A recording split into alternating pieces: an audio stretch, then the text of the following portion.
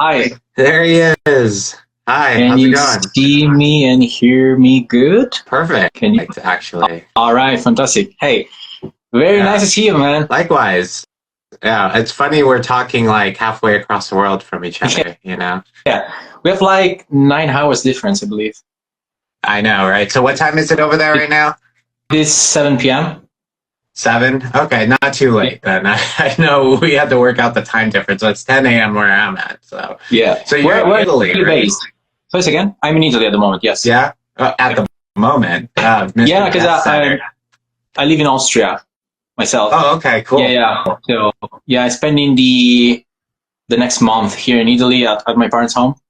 And so I'll be working from here and do my stuff here. But normally I used to live in the UK. I lived there for 8 years and a half, and then I moved to Austria, a bit closer to Italy, but not too close. So, That but yeah, that's cool. so here I Yeah. am. I know. I was talking with my wife last night. I'm like, oh, so I'm out of Las Vegas, and we've been here Las forever. Vegas, okay. Yeah, oddly I've enough, been there I was. once. You have? I've been there once. Oh, dude, Yeah, if you ever come again, you got to hit me up. yeah. Yeah. Oh, it's been a few years ago actually. So it's been, I believe, 6 years ago. I was there for work for a convention that made no sense for what I used to do. But it's one of those things that at some point companies say, "Oh yeah, we should join this thing," and I was there, so it was fun, nice Yeah. experience. But yeah, I don't know. Yeah. And I was talking with my wife last night, and I'm like, "Where do you want to retire?" I was like, I grew up in Hawaii. Well, I was born in Hawaii, and Wow. my Okay. mom is Hawaiian. So I was like, I want to go to Hawaii. She's like, I want to go to Italy. So Yeah. I got to go Yeah. check it out. Apparently, yeah. Well, that would be great. I mean, if you want to visit, yeah, let me know. So, okay. Thank you. First of all, thank you very much I know you're a busy guy, and I appreciate you taking the time to chat a bit about Thank you for inviting this me. super, super niche thing we do, Yeah. right? Yeah. Card restoration. And the reason I've been starting to try to do these interviews with people that are doing this sort of thing is for awareness, Yeah. to get other people involved in doing this. It's quite common, and I guess I don't blame people, but it's quite common people ask, I'm sure you and me, clean my card, right? Yeah. Can you fix this? Can you do this? Yeah. And that's fine, but how much better is it that you learn how to do this and then you can do it to any card you want versus having to pay for just one card to go get fixed, right? So I'm curious, like, what started you down this road? Yeah. Was it like a childhood card or something that you had? Yeah, it is. Yeah, because I was actually thinking about it earlier because I was thinking about what the topics we could cover, and it is very difficult for me to pinpoint that time where I started because I've always been a huge fan of recycling, upcycling things, restoration in general. So I'm not the guy that throws things away because they ended their life cycle. Always been into see and understanding how materials react to treatments in general. So plastic, cardboard, paper, and again, I can't remember the time when I started. Probably as a child, I always wanted to experiment with things, in particular with paper and cardboard. I would say at some point I got to a phase where I could do things in a way that could be replicable, and I would actually get good results. I started with books. I started with cardboards and boxes, of course, and that gave me a very good understanding of the material itself. So how paper actually works. Also, part of my studies were about that, not specifically about that, but part of my studies. And so I always had a very close connection to paper and cardboard in many things I did in my experience in general, also with the work I do somehow. So at some point a few years ago, I came back to this very place where I'm talking from, and I looked at my old collection of Pokemon cards. And I wasn't a huge collector when I was a kid. I never had huge hits, never had any shining Pokemon or Gold Star, whatever. But I had my collection. which for me that had immense value, because that's essentially part of my childhood, encased inside a binder with some cardboard rectangles with some crazy creatures on it. That's part of my childhood. So for me, that's immense value, and I believe that is true for many other people out there. So I was like, okay. So as a kid, of course, you cannot be as careful as you do as an adult. And some of my cards, of course, were a little bit of dirt on it. Some corners were a bit bent, of course. So I was like, well, I learned a few things. Shall I try? Maybe. And I took my first card. It was like I believe it was like a base set Pikachu or something like that. And it kind of worked. Okay, it wasn't perfect, but it kind of worked. Then I was like, okay, let's try on another one. And then I tried with a Zapdos from Aquapolis, I believe. And I made a video of that. And so I put it here on Instagram. It kind of made some 100 views, but it was like very, very rough. It wasn't good. It was like, okay, but some people watched it. It's like, okay, maybe I'm into something. I tried again, another one, more views, and again. And I was literally starting with, things I found, around my room. Mm-hmm. I kind of put together a press using literally broken pieces of glass. Wow. Like a slab, I had like a frame that was kind of cracked into. I was like, okay, I don't have anything better, so I just used that. And it kind of worked. So, of course, the result wasn't perfect, okay? But it worked. So I was like, okay. Did you use a humidor in that, or you just put it in between? No, in that case, no. In that case, no, because I was trying just to, pick a card and let it rest in a, between two elements. And because everyone I feel like everyone who like tries this does the book thing. I've always heard that they're like, put it in between two large books or whatever, which maybe will work if the card is like meant like a U, but not these corners that really need like a lot of pressure. Yeah. That's awesome. Yeah, there's a bit. So So then, here I am, and then I always experiment new things and new materials. And there are people that like this kind of stuff. And the thing I really like is that there are people that, ask me how to do the things, and I feel very happy when people can, tell me that they were able to recover a little bit of their personal collection, their childhood collection, and I see now people can do that, and I'm very happy, to support them with what they do. They ask them to send me before and after pictures. Sometimes I also share them in stories just to celebrate their achievements in that. But of course, it's always a matter of having experience, and that's a different topic. But essentially, some people asking about tools. This particular tool here, the heat pen now is the new big thing. Technique does 90% of the work. Mm-hmm. So you can have tools. You can ruin cards with just tools. The heat pen specifically destroys cards. You can just throw them in the bin.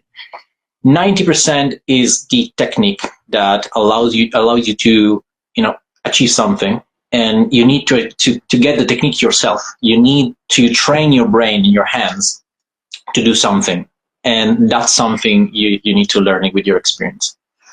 Yeah.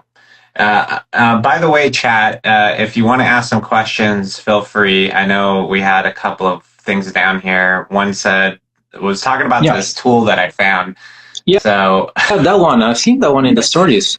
Yeah. It's like a vacuum pen something. So when I first got it, I thought this was electric. I was really hoping it was electric just because that's way more power.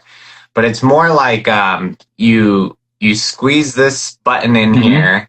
And then when you let go, it kind of starts to suck, right? Mm-hmm. So anyway, the whole experimenting thing, that's the part I really enjoyed about when I first found your page was, holy cow, this person isn't just follow the leader. Like, you are paving kind of your own path. That's why I really was eye-opened by the fact that the time it probably took for you to figure out beeswax for the hollow, and are you using like distilled or like alcohol for your mixture, I imagine?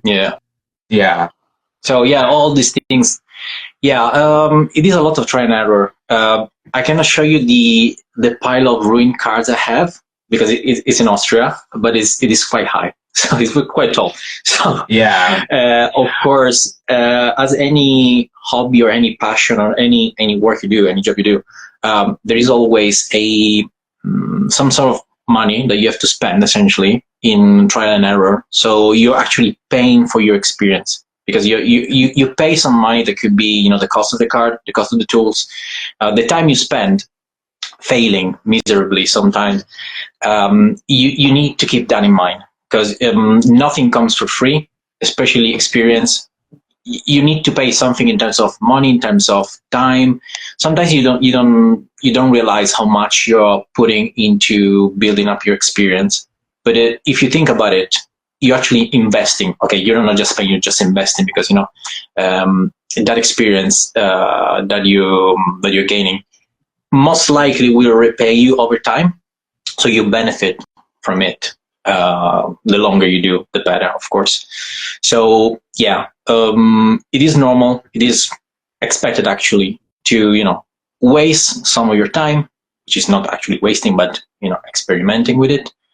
And yeah, that's part of the experience. Failing actually is pretty good because when you fail once, you know one thing you shouldn't do, Mm-hmm. which decreases, narrows the amount of possibilities in order to get to the right thing to do. Yeah, I'm actually putting together a blog post about the do's and don'ts that I've learned. Yeah. Like, for example, and I'm sure you've made this mistake, like the card spray I use is like, my guess is it's like 5%, 95% alcohol, like that is whatever. Mm-hmm. Anyway, it's just a mixture of distilled water and alcohol, right? Yeah. And putting that on the back of a card, starts to bubble up the card. Mm-hmm. One thing I've learned is if you touch that and don't let it dry, because if you let it dry and just naturally evaporate, mm-hmm. it's fine. Like it mostly will go away unless it's very large.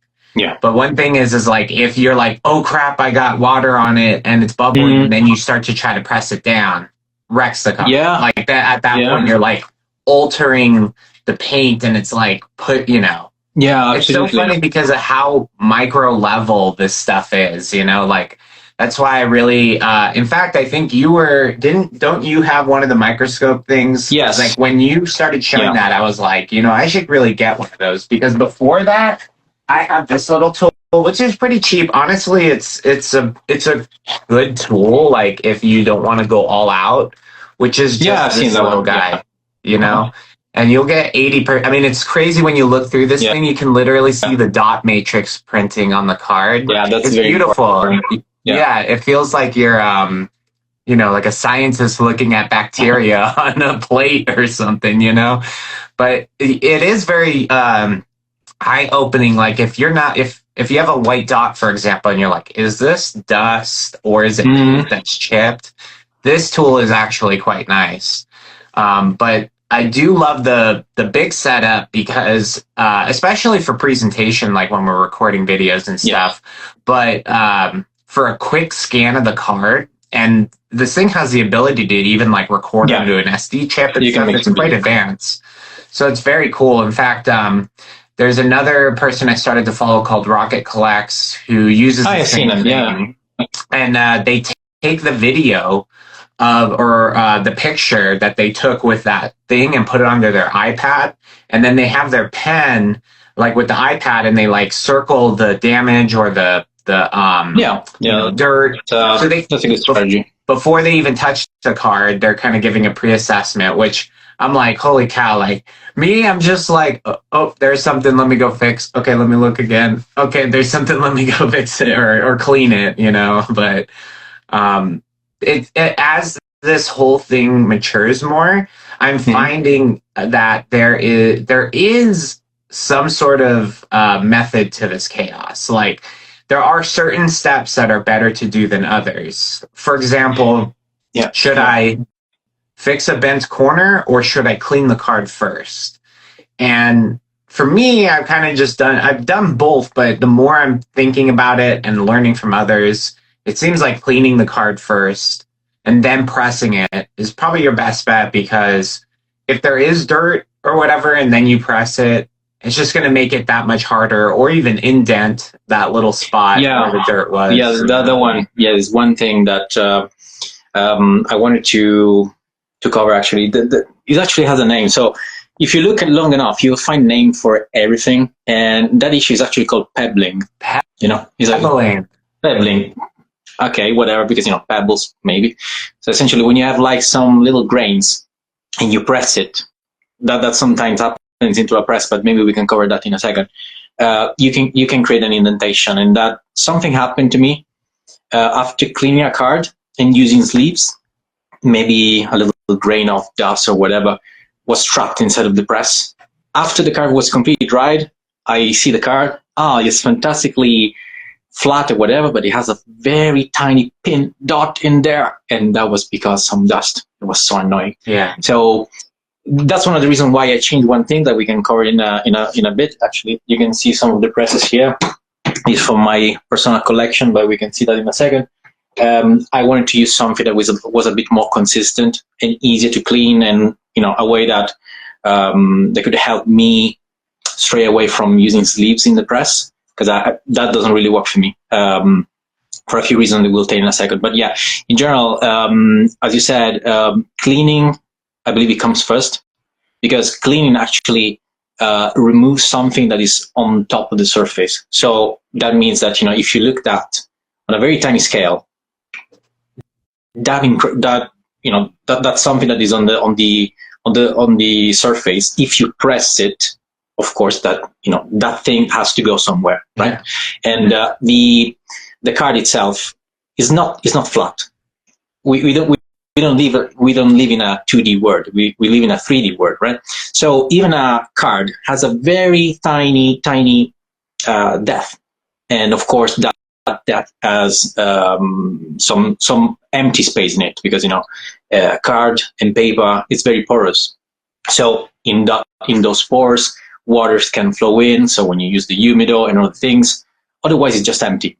So that's one of the reasons why dents actually happen, because they push the card, the paper or whatever, and the space that inside of the fibers gets crushed, and so that's why you get the dent. So the difficult part now is to put again the air or something, just so you can raise the denting, which is very difficult sometimes, or depending on the kind of dent you have. Of course, if it's holographic, it's a bit more difficult because you also have plastic involved. Otherwise, there are some techniques, some work, some don't, depending on how much the structure has been affected. But yeah, it's a very broad topic. I'm not sure if we can cover it in one live, because there's a lot of physics and chemistry in that. But it's very interesting. It's very interesting. You're a freaking genius, Salvo. I appreciate it. Every time I listen to it, I'm just like, Oh, come on. It's no, you blow me away. I love it. I absolutely love it. Now, one question from somebody in the chat is they're talking about indents on the front of a card, and I love how detailed oriented you are, where you're talking about dents on the back versus indents on the front. Now, indents on the back, I've had a lot more luck with. Right, like this is exactly what we're talking about. Like, here's the paper, or maybe card, whatever we want to call it, cardboard.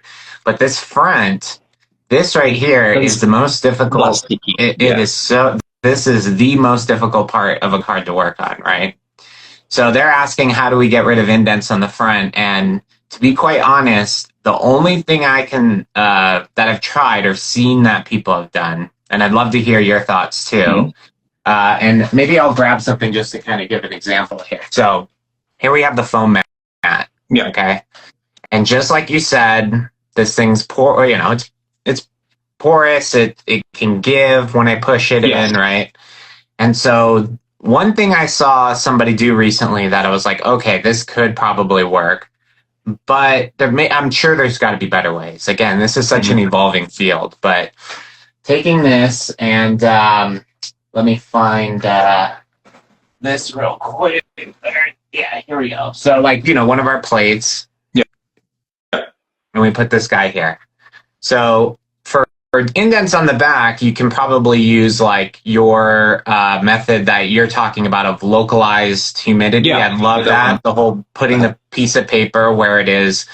Mind you, again, this you need to have such great patience with what we do because, you know, especially in today's world where people want instant gratification or instant results, this isn't the field that you want to be doing this. If you're impatient, that's not for you. Yeah. And in fact, that's when you wreck stuff, right? You start doing like, instead of doing the localized thing with paper on an indent, you start just putting straight like a water droplet on there. Yeah, no, that's too much.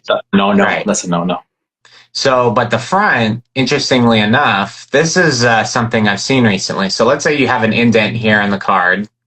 If you find that spot, flip it, and there's this tool here called the pen tool, right?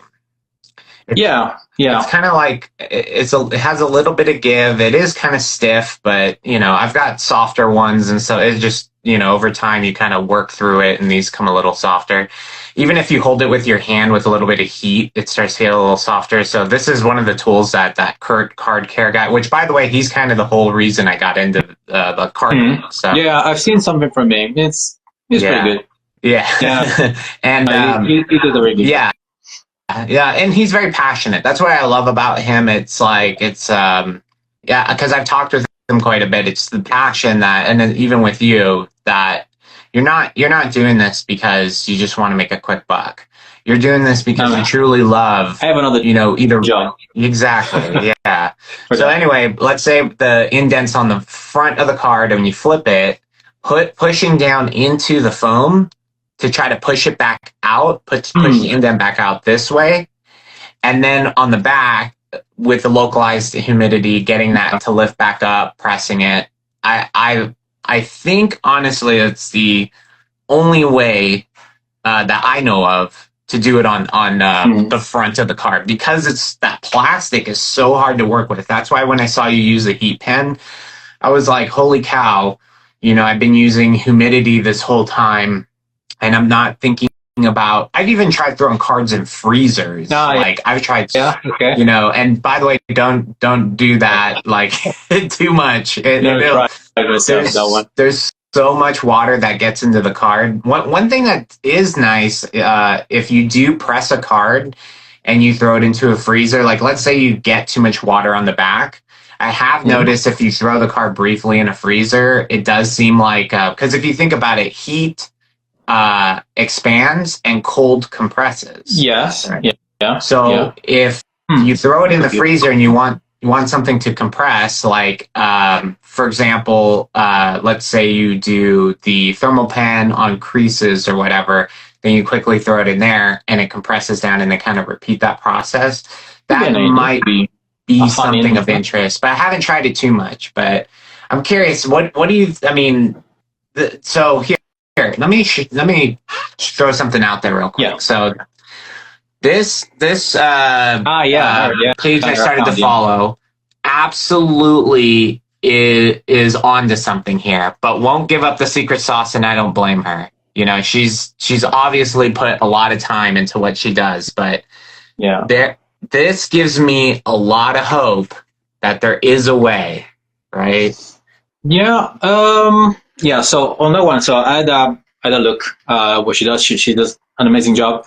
I cannot really tell what she does. I believe the key here is to find the right balance between the treatment, how much you can work on a card in general, how much you should push, of course. But yeah, I don't know. I mean, I can kind of figure out some of them, but some of them look quite extreme, like extreme restoration. It's almost not believable, huh? Yeah, okay. I mean, so when I first saw it, I was like, this doesn't even look real. This looks like you took the after as the before and like flipped it.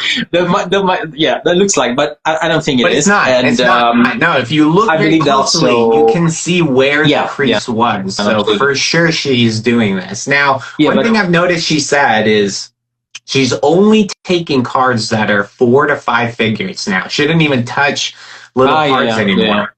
And the reason is she said the time it takes, which I found interesting. So whatever she's doing takes an extreme amount of time to which you agree too. I mean, this is absolutely.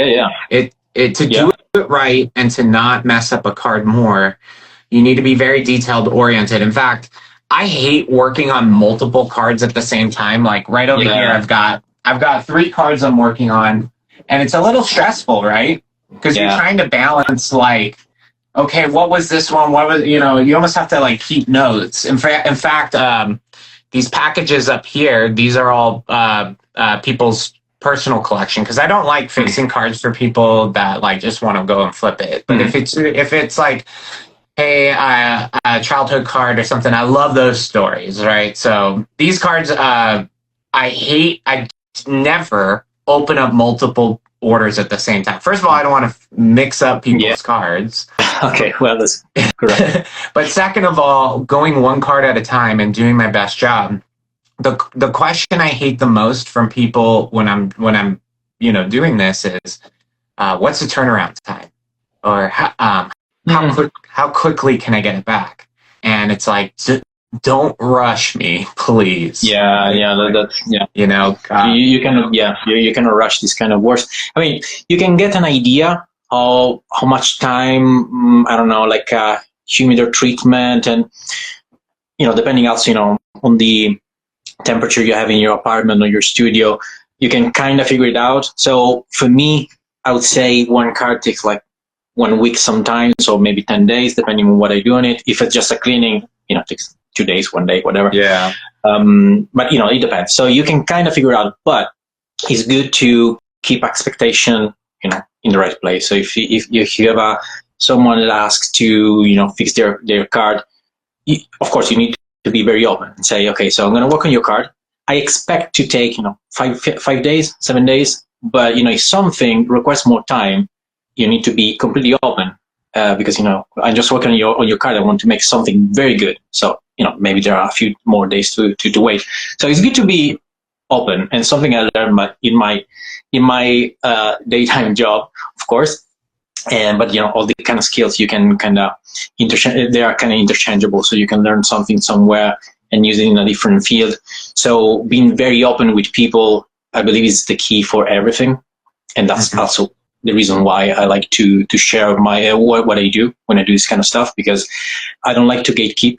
Because for me, that's the death of any kind of progress in this field. So you need to share this thing also, because in that way ideas can flow, and they can just grow. Open source. It's something I don't see that happen. I don't see that happening. So that commonly. Especially, so maybe I might say something that maybe doesn't sound very very nice, but I would say that at least in the Italian community that does card restoration, I've seen quite a few people acting like they found the cure for cancer.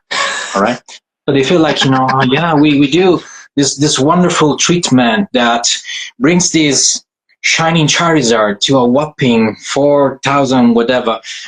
Man, you're working on a piece of paper that has some value as a collector, but you're not improving humanity, right? So the reason, it's not a huge secret, right? Also because if you do that kind of stuff, that means you have experience, right? So people cannot steal your experience. Even they have the methodology, they cannot really use it unless they spend a lot of time on it. Mm-hmm. So you shouldn't be that afraid to share what you do, especially if you do that for money. So anyway, I'm a bit critical on that. That's why I usually don't follow people that do the kind of stuff, because I believe everyone should do their own thing, with their own time, their own methodologies. There are also all the things that keep me a bit away from that kind of work, because I'm not into collecting cards just to flip money. I don't like that. People tell me that, I want to get this card and sell it for a few thousands if you remove this little bit of dust. You can do it. I don't like it though. Yeah, I agree. There's something, and I am worried about this space attracting scammers. whether it be somebody promising that they can fix something that they can't, or this getting to a place of straight altering, right? Now, I feel like what we do isn't altering, but in PSA's eyes and some of these greater companies, they are like, all you can use is water and a microfiber, and that's it. They don't want you pressing cards. They don't want you using these different solutions we're coming up with for the hollow. And I get it, right? When, especially like in these cases of these very expensive cards, you know, they're worried that these cards are going to deteriorate inside of the slab and become less grade than what they originally gave. I get that. However, I've been doing this for now probably 2 years, and some of the cards I have up here in my personal collection, I've cleaned. I've seen no, you know, signs of things coming back or whatever. But things like trimming a card or now I suspect, I've never tried it, never will, but I suspect that there's some sort of either blue acrylic paint or taking a blue card that matches the back of another card and cutting out chips to put onto a different card that's missing and either pressing or somehow using some sort of glue to like basically like overlay a different I'm sure, and there's even extreme cases of some people doing what's called rebacking, where you can tell a card's two pieces and they'll take the front piece off, take a fresh back and put those back together, which is wild. I literally did that 2 days ago. And I'm going to publish a video next week, I believe, where I say, of course, don't do that. And it's an experiment. I will never do it again because it's frustrating and took me so much time. So I did that. It is possible. You shouldn't do that, but it's possible. You know, I feel like, you know, have you ever seen Frankenstein Jr.? The film Frankenstein Jr. Junior. No, I haven't seen the Junior. I've seen Frankenstein, watch the old one. Yeah, watch it today with your kids if you want. It's fantastic. Of course, it's a very old film. Well, there is one time where Dr. Frankenstein actually resuscitates this corpse, which is the monster of Frankenstein, and he says it could. I believe in English, say it could be done, it could work, or something like that. I felt like that. So you can do that. You shouldn't do that, of course. Yeah, it's wild that, you know, I mean, that's where it gets sketchy, because let's say you do grade that and over time it does start to split apart in the slab.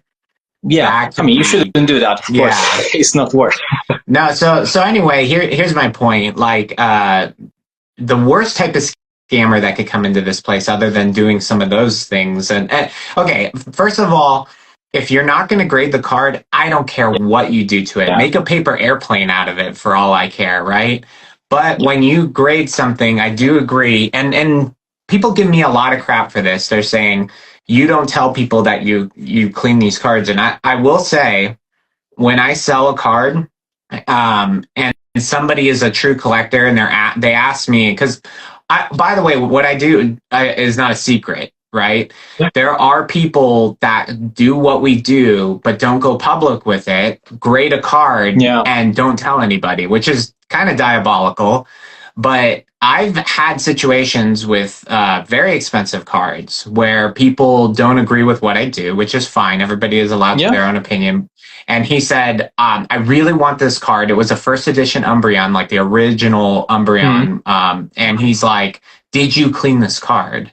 And I was like, yes. You know, I polished it. That was all I did to that card, right? But I just polished it. And he was like, thank you for being honest. And he passed on the card. I could have very well told him no and made the deal happen. Yeah. But I have a knack for wanting to sleep at night, meaning my conscience doesn't have that weight of like feeling like I'm in this community to screw people. That's terrible. Yeah. Like that shit catches up with you, you know, especially in this community that's quite tight knit. You know, I feel like the reason that I've gained such a following is the controversy behind what we do, right? And I don't agree with everybody getting in line on one side or the other on this topic, right? Like, what we do is our opinion of what is best for a card. But at the end of the day, you're entitled to your own opinion of don't mess with the card at all. And that's a very purist standpoint, which I get that sort of thinking, right? I want a card in its purest form that comes out of the pack. I get that feeling. But that still doesn't, that should not prevent me from trying to restore a card. That way somebody can enjoy it in its best form too, right? So it is very, very interesting that this whole thing has caused quite a controversy, but it's to me something I just ignore. Like, I hate reading comments. I try not to do it.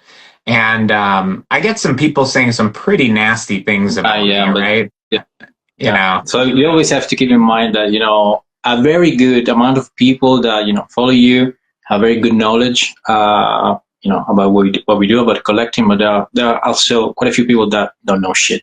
So that's very important to keep in mind, because this whole controversy, I would say that very good 90% of what people say is because some factors, and I believe I got quite a few of them. So the first one is the lack of knowledge of what we do. So the first thing is, like, cleaning a card or polishing a card. People ask, will the card react over time?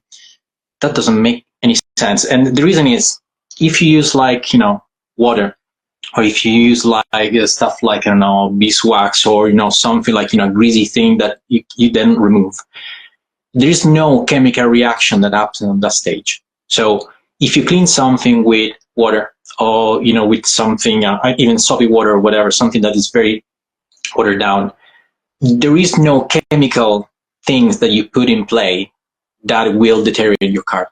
Absolutely no. There is no chemical principle that will ruin the card. However, on that side, if you grade a card and you have it in a slab, you're actually putting the card in front of two major issues that will deteriorate your card if you're not careful enough. So the first enemy of anything printed is the sunlight. So sunlight will destroy the pigmentation of your card, because UV light destroys things. Have you ever seen, sign outside, maybe on the road, becoming from full color to bluish? That's because I've seen quite a lot of Charizards becoming orange over time instead of reddish. That's because of UV light. So people that have graded cards tend to have them somewhere on their. I see some cards from years, but most likely they're not in front of a window, right? I believe so. Yeah. Okay, so if you're in front of a window, they will be ruined all the time. So keep that in mind. Yeah. The other thing is, I don't know how to say that in English, condensation or something like that. If you have something encased, so something that doesn't breathe at all, the temperature change when you go from cold to hot or whatever, that thing might create some condensation inside of the case. So, even when you store your cards, even if they're inside a slab that you think is fully protected, you have to keep that in mind. So it's not alteration that we're talking about. It's not cleaning cards that will destroy your cards. It's the, storing cards in an improper way that will destroy your cards. So you might attribute that to, this card has been cleaned. Oh, that's why. No, maybe you put it in front of a window. That's why. Anyway, this was the first thing. So keep in mind that there is no chemical reaction that happens in the span of 30 years. It's not going to happen. There's nothing in there. So take that idea, that crazy idea, and just take it away. Also, because people have been doing that not for 2 years, as people used to say, but that happened for even 20 years. Because we work with Pokemon cards, or One Piece or whatever, but people have been collecting cards, valuable cards, for decades. In the form of sport cards. Sure. People have been soaking cards in water and pressing them for decades. So just think about that. People have been doing that. Maybe, okay, with the internet and whatever, things became a bit more clear now. People can do that. People make video of it with commentary. So now it's, more people know about it, but people already used to do that. So that's some of the misconception. It's not a new thing. Alteration. So, or, someone even say ethics in what we do. Ethics in Pokemon cards. It's a bit weird. So that, of course, has to follow the assumption that grading card is something that has some meaning. So for me, personally, I don't have any graded card. And again, something that maybe is a bit unpopular, but I believe grading is a scam. Sorry. Yeah. No. But I don't agree with that. I don't agree with that. Let me hit you with something real quick, okay? So one of the products I use, okay, to clean cards, I'm not going to mention what because I honestly don't want to give too much details on this, but I totally agree with you. Grading is a scam in the sense that it's a bit of a racket in the sense of whether it be favoritism or just not really grading a card on its true kind of, like, sometimes there's things missed. I get it. They're doing it at such a massive scale. There's going to be things that shift around. But here, this is some really crazy stuff. So one of the products I order, I'm not going to say what, but it's for card restoration, okay? And now we have, by the way, we have PSA saying, no, don't use anything, right? Mm-hmm. One of the products I order, I get it in, okay? And on the label that has my name, my shipping label, I see another label underneath it, okay? Mm-hmm. So I'm like, that looks weird. So for curiosity's sake, I take this, I have this, I try to use this for like some restoration things too, but I haven't had much luck with it. But this little blows heat, a little heat thing, right? Anyway, so I use that. I peel the label off and I look at the label underneath.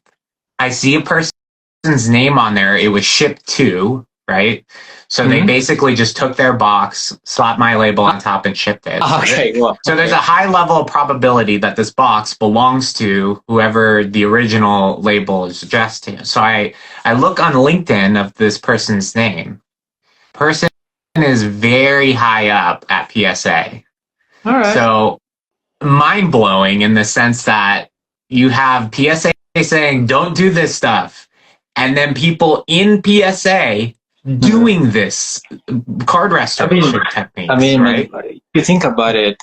Gatekeeping, bro. Gatekeeping. They don't want people doing this stuff because they know that this actually is a way to... so many people in this field will buy a card. I want it for cheap. Yeah. They offer 70% value. They offer 60%, whatever. The reason is they're going to take the card, they're going to put it on eBay, and they're going to sell it, right? Yeah. Everybody, 90% of these people are doing this in this community in Pokemon. But how many people truly are taking a card, or let's say a PSA? I've found PSA 5, 6, and 7 is the magic point. That means either it has an indent, it has a bent corner, or a tiny crease. Where you start to see big creases is 1s and 1 to 3, like around there, right? Cracking, fixing, resubmitting. I believe that graders at these companies know this secret and are doing this, right? Yeah, but that's another misconception. I believe it is quite naive to think that at least, I would say, 70% of the cards that are graded nowadays are somehow cleaned or something. I mean, think about it. How many people now grade cards without at least cleaning them? It is naive to say that, everyone is a purist out there and, they grade card like, they put it like, with the velvet gloves and say, okay, this is the card. I never touched it in 15 years. Please grade it. No, that's not going to happen. Right. So also that, even if you buy cards, there is a very huge probability that the thing at least that card has already been cleaned at least. So yeah, I agree. You need to be realist. So Yeah. So check this out. I want to show you something real quick, and I think it's. I agree. Whatever. I don't like grading a ton of stuff, but when I do grade, there is something I like to for very expensive ones. And you started doing this. How do you pronounce it? Hufan? Hanafuda. Okay, so this was the first Hanafuda card I ever picked up, and I really, So I'm a huge collector of Porygon. That's like my guy, right? When I was a kid, I loved computers, and the fact of like a Pokemon that came out of cyberspace or whatever, it just really attracted me to him because I'm actually a computer programmer for my day job. Oh, really? Yeah. Okay, very cool. So, this is called a slab, mag slab. They're very nice, but they're UV protection. Okay. So, that's right. Yeah, like for this card, I really enjoy it, and I wanted to protect it. And this one's by my window. A lot of in fact, all of the cards in that case are not graded except like 2 other ones. But I bought these because they're very nice. Like, so if you, because I agree. Like, I've seen cards that were 10s that were sun faded. You regrade it, there's no way. That's one thing you will never be able to recover because the pigmentation is chemically altered. You cannot do anything. Yeah. So I mean, anyway, I think let's see. I'm trying to think of some other topics here. So you originally were talking about the card behind you that you've got. That's a very good point. Yeah. So this is what's going on with this? So with my personal collection, so at the moment I'm working on creating a master set of all the e-reader cards. So this one in particular is from Skyridge. So Skyridge Aquapolis base expedition set. But here you have a Snorlax from Skyridge and a Smochum, I believe you pronounce it, from Aquapolis. And in all 3 cases, you can see I can use some sort of material. I will show you in a second. It is plastic here. So this one, I believe I'm pronouncing correctly, but it should be polypropylene, I believe. Why do I like this thing? So some background first. So I used to press cards using a common strategy that uses sleeves. So sleeves are glossy. I used a large sleeve, so I have like 2 large sleeves, and I'll put it in between there. But to your point, see these waves? That's good. One of my points. Not good, right? So sleeves, to me, so first are too flimsy. I don't like the fact that they are too soft. I don't like the wrinkles over time. Sometimes, I don't have an example for me. They do. I don't have something here that I can show you easily. But anyway, on penny sleeves, sometimes you have those creases on the sleeve itself, right? So those things, they are very soft, but they might keep an impression or indentation on the card if you press them. So also, they don't react very well with static electricity. So sometimes one of those little dust pieces can stick on the surface, and then you get pebbling, of course. So at some point I realized, okay, I don't like this method. I don't like it. So I need to find something else. So I tried with paper, with very thick paper. And sometimes I keep using that one because that, especially if that spray a little bit of water on it, and then you keep it, not a bit humid, you can put it on the back.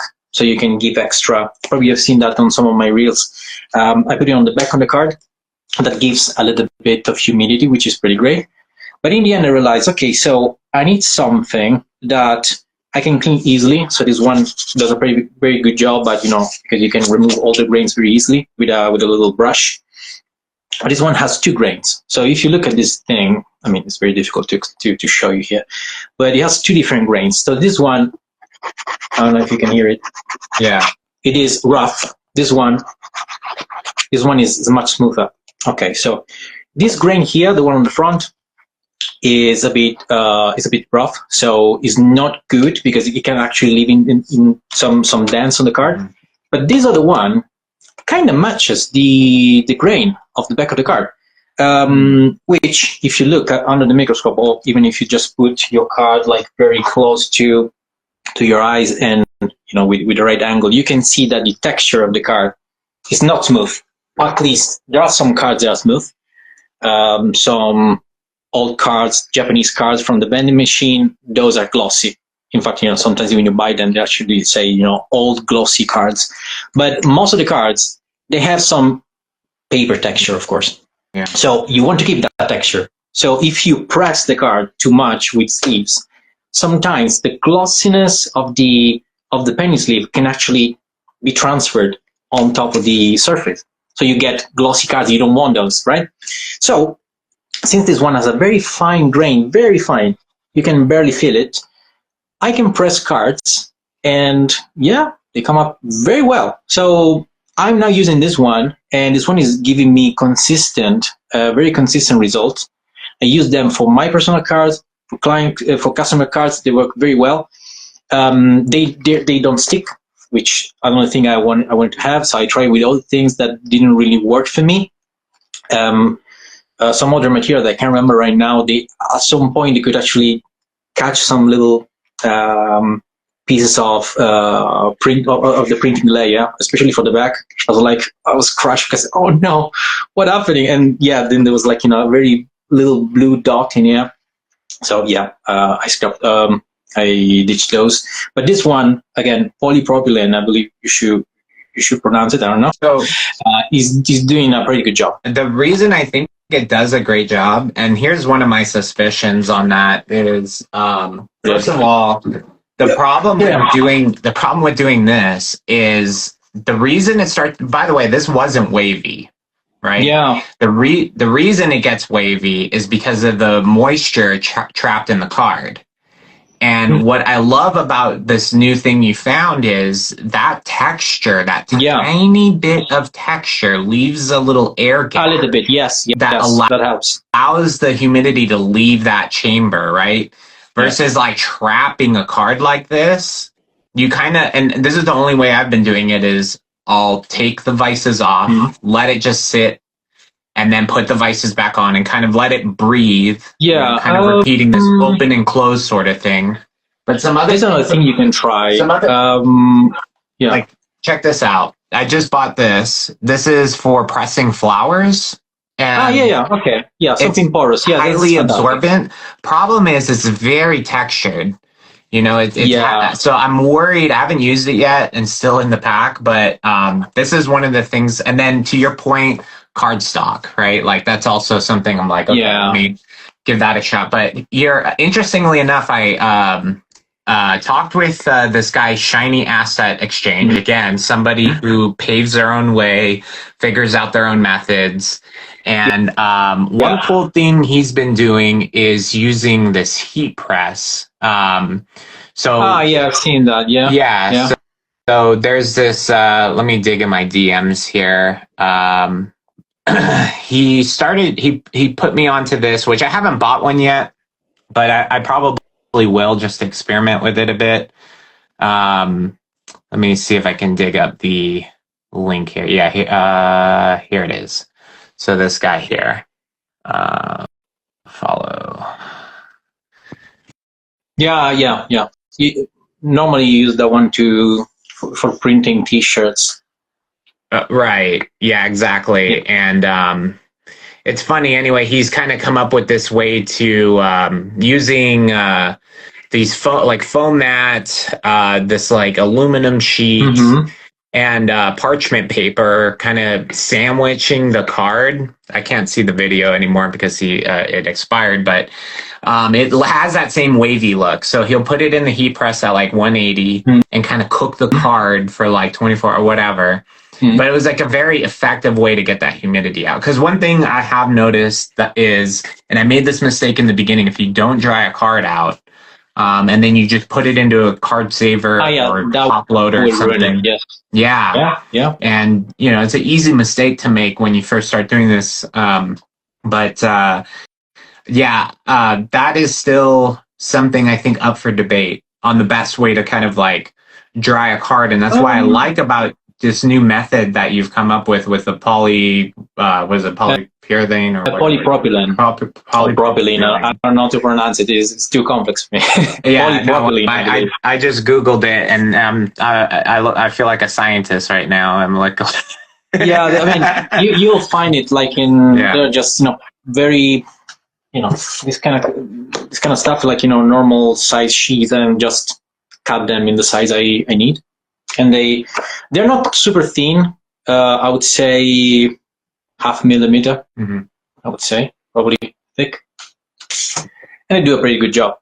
But on that topic, we were talking about drying cards. So I use this one for pressing the card, but for drying them, I have an extra step. Most of the time, I use that extra step, which is using paper on the back.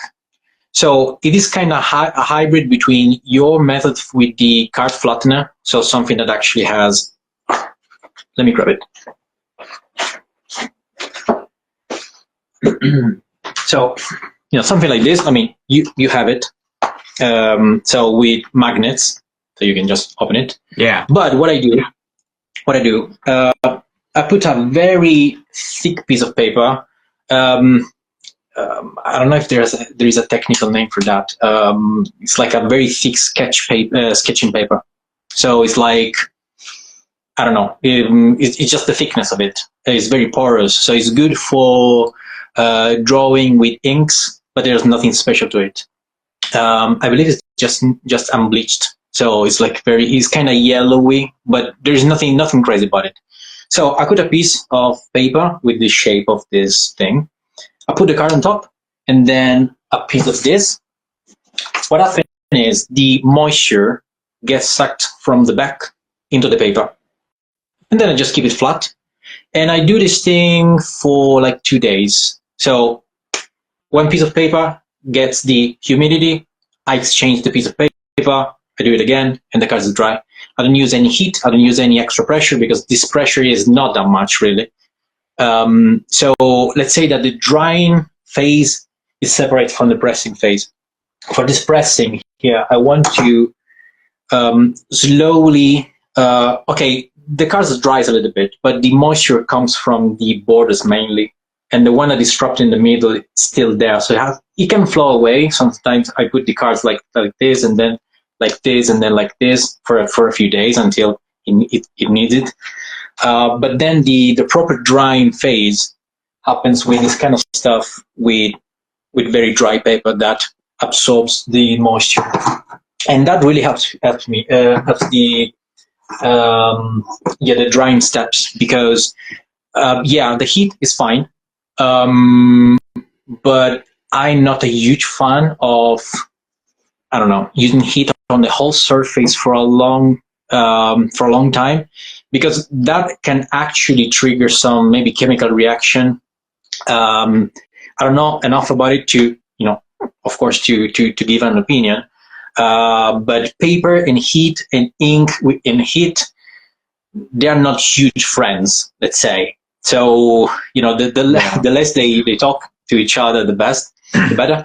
So, yeah, maybe, okay, that works also because if you don't look too far away from what we do, people that restore comics, they use the heat press. But that's slightly different, because when you have comics, let's say, I don't know, something like this. Whoops. When you have comics and you want to flatten them, sometimes you have to make like a sandwich. So you need to put, a silicone release paper in it, and maybe something else, also depending on the spine of the comic you're pressing. Then you put it in that very press, because you want to reform the structure of the booklet. In our case, we have a very flat surface. Again, as we said initially, it's not properly flat. It has a very tiny thickness, but it does it. It has it. So when you press it for too much, or with too much pressure, what happens is a weird effect that is, I don't know, it's the official name. I believe it's not the official name. It's called pancake cards. which I prefer to call s'more cards because give me give a better idea. So s'mores, right? So you have crackers, you have like a marshmallow. What happens if you squish your crackers? The marshmallow goes outside, right? So a card is made of cardstock, and as we said, there are some fibers in it. If you press it enough, that fiber have to go somewhere. So you can clearly tell a card that has very crisp sides, crisp cuts, and one that has been somehow improperly pressed, because you can see that the printed border is there, but there is a little bit of cardstock coming out. So that thing you have to keep in mind as well, because too much pressure is not good.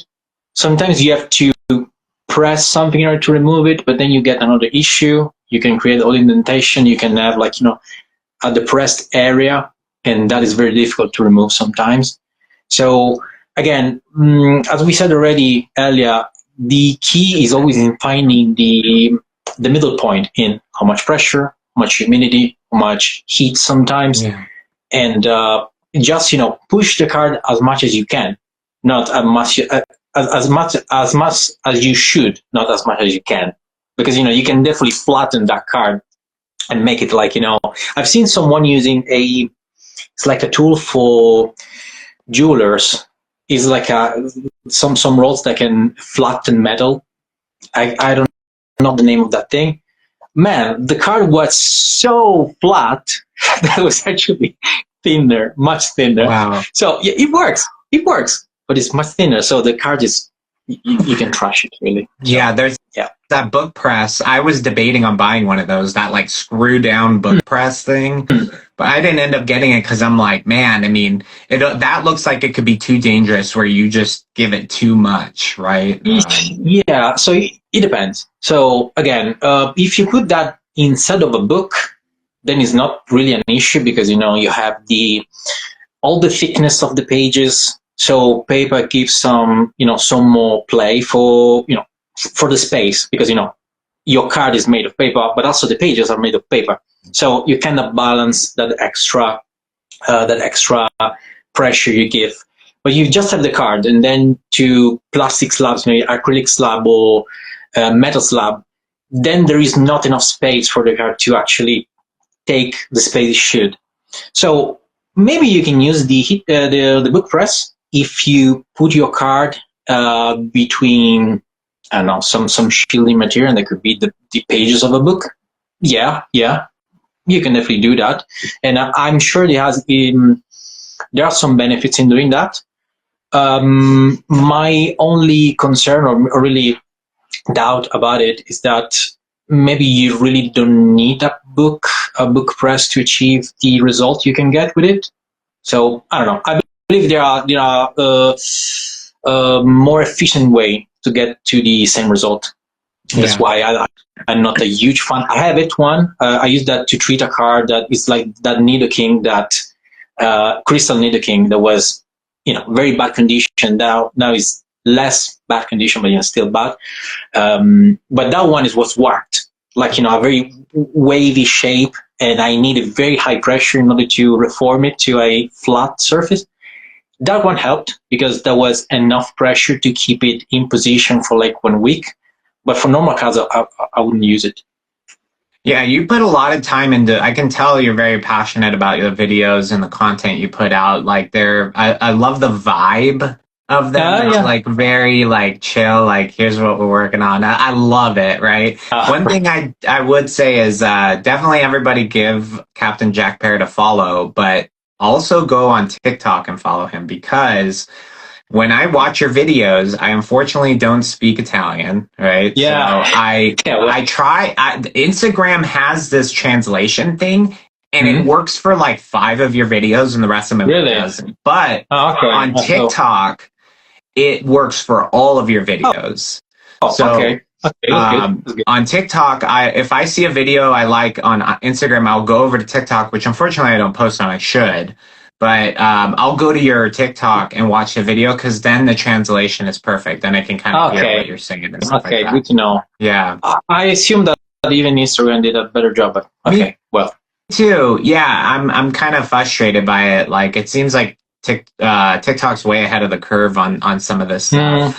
Even like the editor, bro. I put so much time into editing on Instagram's app, and then the app crashes, and I lose like an hour of video editing work, and I'm like, why?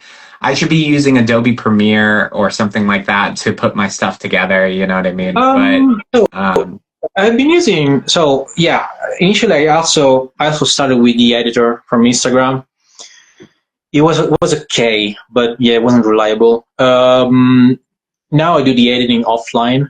I use, CapCut it's very commonly used. Yeah. I believe it's made from the same developers as TikTok, I believe. I might be wrong, but I believe it does. It is. And that one is good because, I can do it offline. I can put my videos together. I can put the caption from within the app itself. I believe it should be also possible to make it like, bilingual, but yeah, I have to look into that. And then, I can just upload it on both Instagram and TikTok. And yeah, I prefer doing that one because, I don't have to do it contextually to the upload. Yeah. Yeah, that's really it. It's funny.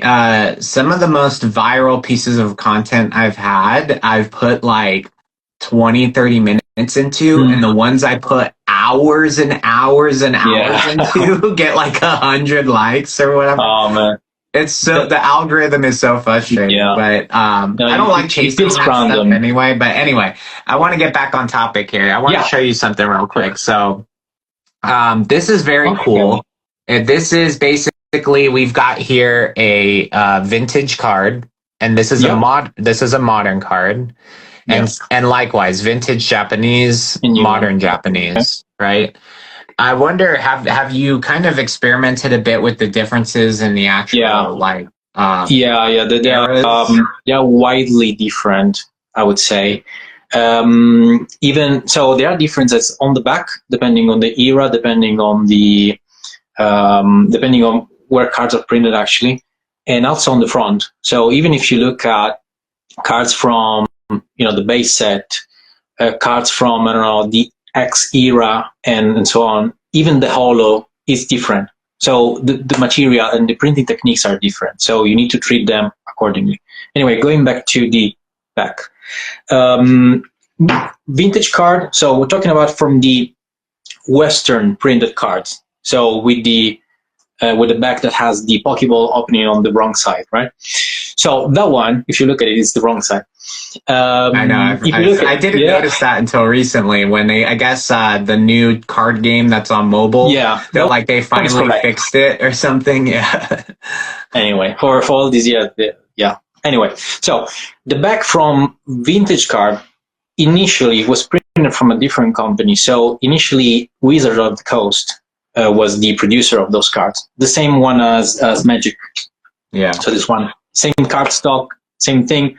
Even the not first edition, but the beta from Pokemon was printed on the same sheet as Magic cards. So they printed it all together. Very expensive card. Item. Yeah, the Blastoise. So, yeah, the Blastoise with the red thing. Anyway, so that card stock works a bit differently. If you look at the grain of the texture of the paper is different. If you look at modern cards, which I don't have them here. They are almost glossy. So the grain is much finer. So that's the major difference. With Japanese cards, they are glossier in general. So the texture is different. So if you look at the back, the old ones, they are like 100% glossy. So the one with the blue background, they are actually glossy because they come from the vending machine. Yeah, the one on the top right. Those are, they're glossy. They have no texture essentially. They are completely flat and smooth. Yeah. The new Japanese ones, they are matte a little bit, not glossy as the old ones. They are, I would say, the new Japanese ones are closer to the modern Western ones, so you can treat them similarly. but they're not the same. Also, the cardstock you use is different. If you look at Western Pokemon cards and you rip it, you'll find a black layer in it that is not present on the Japanese one. Oh, they really? That yeah, black they layer, use different. I didn't know. Yeah, that. they use a different cardstock. It's another thing. They now not now. It's been a while now. They've been printing cards also in China because now there's the Chinese printing happening in there. They use the back from the Western cards, and I actually have one here. Yeah. So, this right here, I just ripped this card for this poor guy here. But yeah, that black layer is what you're talking about there. Yeah. I thought the Japanese had that too. That's interesting. So as far as I know, it's not there. So I haven't ripped many of them, but as far as I know, it's not there. Here are some Chinese cards because in my personal collection, I only collect the Legendary Birds Trio. And okay, cool. So these Chinese, these are a new one, these alternative Pokemon Go illustrations. And the back is from the Western printing. However, if you look at it, the quality is not great, I would say, at least, because it's very difficult to see here. But if you look at the red printing, it is too crisp. It is too crisp. It's like it feels like, I don't know. It feels like a bootleg product. It's not. It's not. But they're just using the same layout for printing this product. The card has the same thickness. It feels like a normal card, but the printing is like 99% there. That 1% makes the difference. Yeah. Anyway, so that one makes the card a little bit different to treat. In fact, if I work on a Japanese card, the majority of the treatment are similar, almost the same, but they're not the same. For example, when I want to press them or want to dry them, for example, for a Japanese card, I might not want to use this. I might want to stick to a sleeve or something that's a bit smoother because I don't want to create any indentation on the surface. But again, it depends. It's one of those things that comes with experience. So with experience, will tell you what to do, or maybe on the same card, depending on the history of that card. Maybe that card. Yeah. Okay. This is a cool thing to talk about. Some time ago, I was cleaning a card, and I don't know. For some reason, I wanted to smell the card. Right, just to to know what I was working with. There is a smell, though. Yeah, so you should smell your cards. You should do it. Should do that out of curiosity. But sometimes that can tell you something.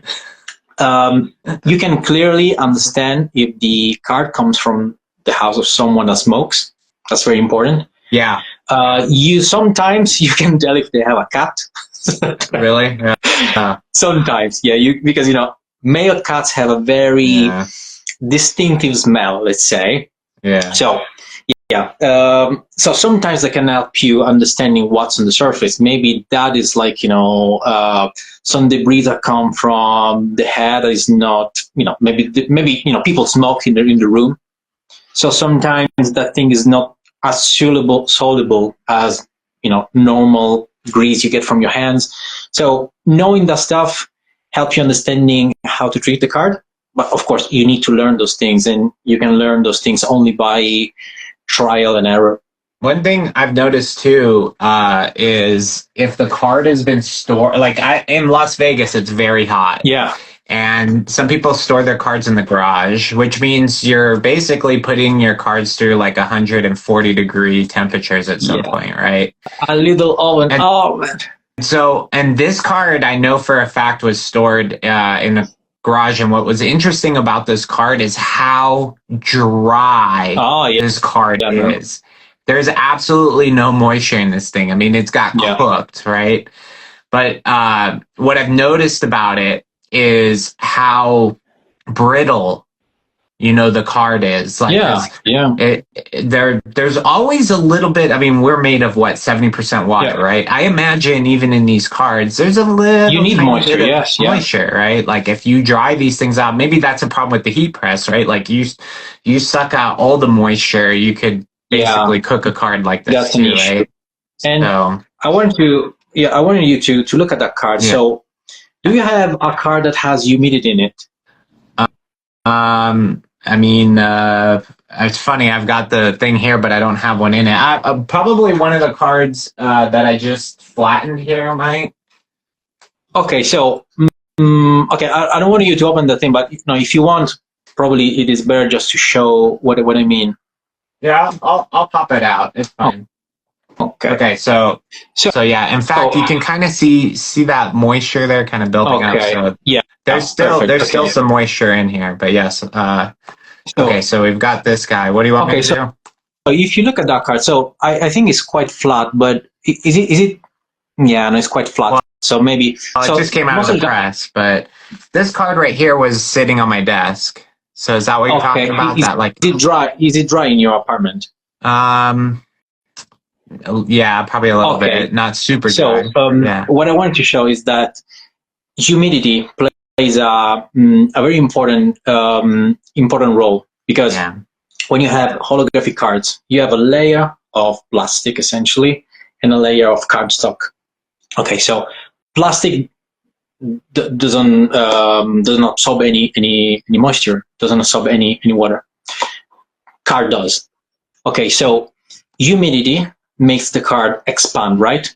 The lack of humidity makes the card, how you say that? What's the opposite of expand in English? Compress? Retract? No, shrink. Okay, sorry. Yeah, okay. Shrink. So what happens is, in your paper, you need an average amount of moisture. So let's say, I don't know, 60%, 50% is okay. If it is more, the paper contract. Thank you. Yeah, someone in the comments. Yeah. All right. So thank you very much. What happens is, if you have too much moisture, the paper will expand, but not the holographic layer. So that what happens is your card curls upwards. If you don't have enough moisture, the paper will contract, and your card will contract and bend like this, right? So yeah, if you put moisture in that, it will first flatten, and then if you have enough humidity, of course, it will just bend upwards. So that is very important, because in that way, if you know that principle, which is essentially a physics principle, expanding and contracting, you can tell how much humidity you have in a card. So you need to stay around 60, because normally, unless you're in Las Vegas where, everything is super dry, normally we are around 50, 60, and that is fine. If you go higher, starting from 70%, your card will start bending upwards, because the humidity will expand the paper. And of course, this is applicable to new cards. So if you have vintage cards, or maybe cards that already got some stress, maybe they're already being pressed or something like that, the integrity of the holographic layer maybe will be a bit looser.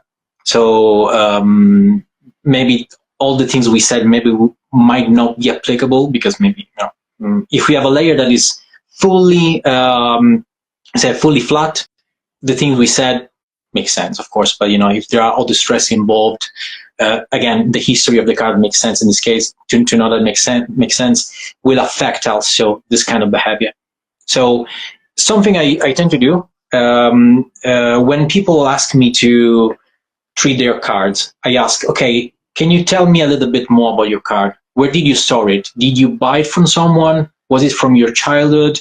Was it in your drawer? Was it in your garage? So if I know those things, I can tell better what to do.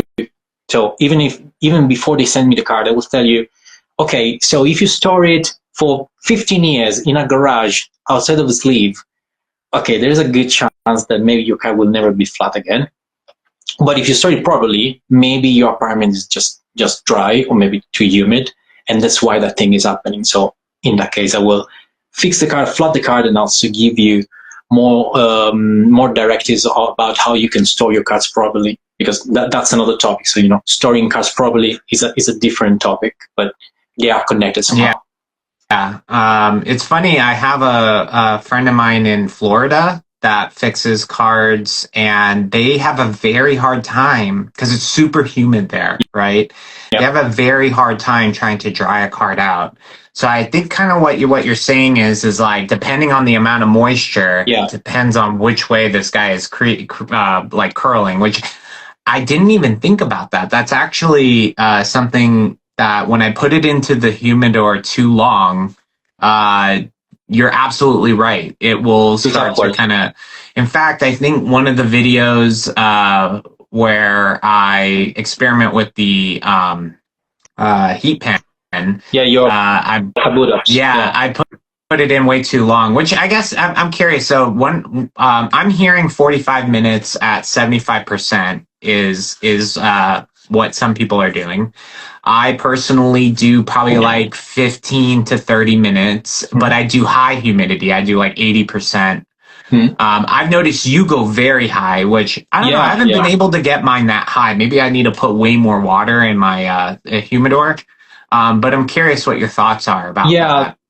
So again, it depends on what you do. So if I'm working on a hollow card, let's say, that has a tiny crease or maybe is a bit bent, I will just keep it 1 hour, 30 minutes with a. I always stay around 80% of humidity inside of the box, and because I want the card to be humid but not that much, just to make it a bit easier to work with. But in case for example, I work with the heat pen. A heat pen sometimes creates indentation, and that's intentional. In that case, I want the cards to swallow a little bit with the water. And for example, in one of the videos I will post tomorrow is the second part of work I did for a Neo Genesis Lugia. So that one had terrible creases all over, and I treated them with the heat pen, and the surface was, it was terrible. You will see that in the video tomorrow. In order to fix that somehow, it's not 100% fixed.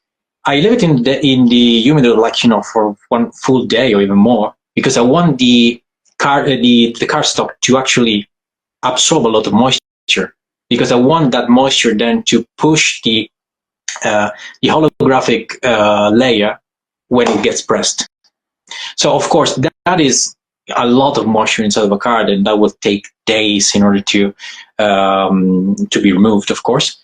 But that kind of fixed some issues, some dents as well. So the thing we were talking about removing dents from hollow cards, sometimes they fix the kind of issues because you have enough moisture to create some more depth inside of the card, like in the actual fibers. And when you press them, this moisture has to go somewhere. Of course, they will dry up, but also will lift some of the dents, because you want to have that humidity somewhere, and it will take the place of the dent. The deep one won't go away, especially if they are very crisp. They will not go away. But the soft one will. I mean, most of the time they do. So having a very long exposure, like 1 day plus, has its own usage somewhere. Not all the time. You shouldn't do that very often, only when needed. But I do that. So yeah, some cards are very heavily creased, or for example, there is a Charizard I worked on, had a very heavy water damage. The surface was totally bumpy, was terrible. Like literally putting in water probably to make a tea or something. So I needed to have the back of the card to be super soft, because I wanted to press it. I didn't want any of those bumps to stay. So I needed a card that was not soaked in water, but had a lot of humidity in it. So I kept it for 1 day plus, maybe 1 day and a half actually. And then I put it on the press, very heavy pressure. That thing actually removed the bumps. Maybe you can still see some on the front, but the one on the back, they were just gone. So, and that really helped. Humidity and pressure in that case solved the issue. Yeah, I think on holographic creases, which again, there's got to be a way because obviously some people are posting creases getting out.